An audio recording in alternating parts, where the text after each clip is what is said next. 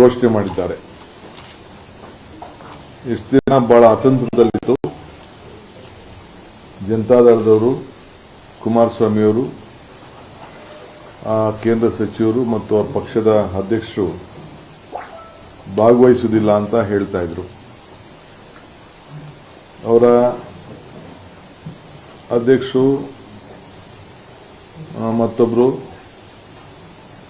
Core committee ಅಧ್ಯಕ್ಷರು ಅವರು ಕೂಡ ಮಾಡೋಕ್ಕಾಗುವುದಿಲ್ಲ ಅನ್ನೋದು ಅವರು ಕೂಡ ಹೇಳಿದ್ದನ್ನು ನಾನು ಗಮನಿಸಿದ್ದೇನೆ.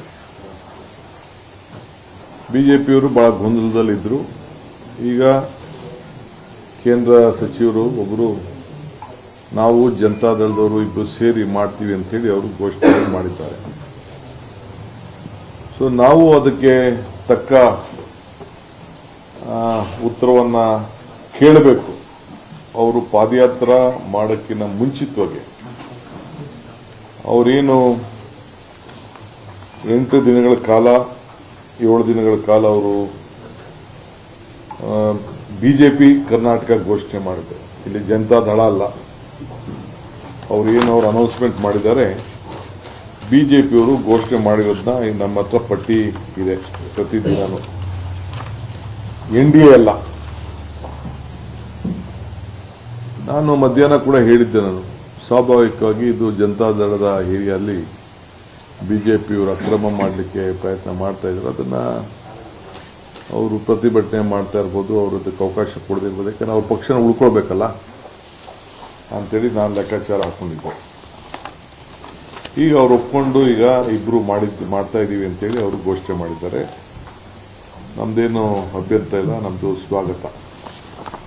ನಮ್ಮ ಸರ್ಕಾರ ಅವರ ಪಾದಯಾತ್ರೆಗೆ ಏನೇನು ಅವ್ರಿಗೆ ಸೌಲಭ್ಯಗಳು ಪರ್ಮಿಷನ್ಗಳು ಕೊಡಬೇಕು, ಅದಕ್ಕೆ ನಮ್ಮದು ಯಾವ ಥರದ ಅಡ್ಡಿ ಆತಂಕ ಕೂಡ ಇಲ್ಲ. ಆದರೆ ಬೆಂಗಳೂರು ನಗರದಲ್ಲಿ ಮಾತ್ರ ಸ್ವಲ್ಪ ಸುಪ್ರೀಂ ಕೋರ್ಟ್ ಒಂದು ಆದೇಶ ಇದೆ, ಹೈಕೋರ್ಟ್ ಆದೇಶ ಇದೆ. ಸಿಟಿ ಒಳಗಡೆ ಅವಕಾಶ ಕೊಡಬಾರ್ದು ಅನ್ನೋ ದೃಷ್ಟಿಯಿಂದ ಅದು ನಮ್ಮ ಹೋಮ್ ಮಿನಿಸ್ಟರ್ ಅವ್ರಿಗೆ ತಿಳಿಸಿದ್ದಾರೆ. ಸೊ ಮಿಕ್ಕಿದ ಏನೇನು ಬೇಕೋ ಅವ್ರಿಗೆ ಪರ್ಮಿಷನ್ಸು ಪ್ರಜಾಪ್ರಭುತ್ವದ ವ್ಯವಸ್ಥೆಯಲ್ಲಿ ನಾವು ಅವ್ರಿಗೆ ಅಡಚಣೆ ಮಾಡೋದು ಬೇಡ. ಅವರ ಆಚಾರ ವಿಚಾರ ಏನಿದ್ರು ಅವ್ರು ತಿಳಿಸ್ಲಿ, ನಮ್ಮ ಆಚಾರ ವಿಚಾರ ಏನಿದ್ರು ನಾವು ತಿಳಿಸೋಣ ಅಂತೇಳಿ ನಾವು ಅದಕ್ಕೆ ಅವಕಾಶವನ್ನು ನಾವು ಮಾಡಿಕೊಡ್ತೇವೆ. ನಂಬರ್ 1.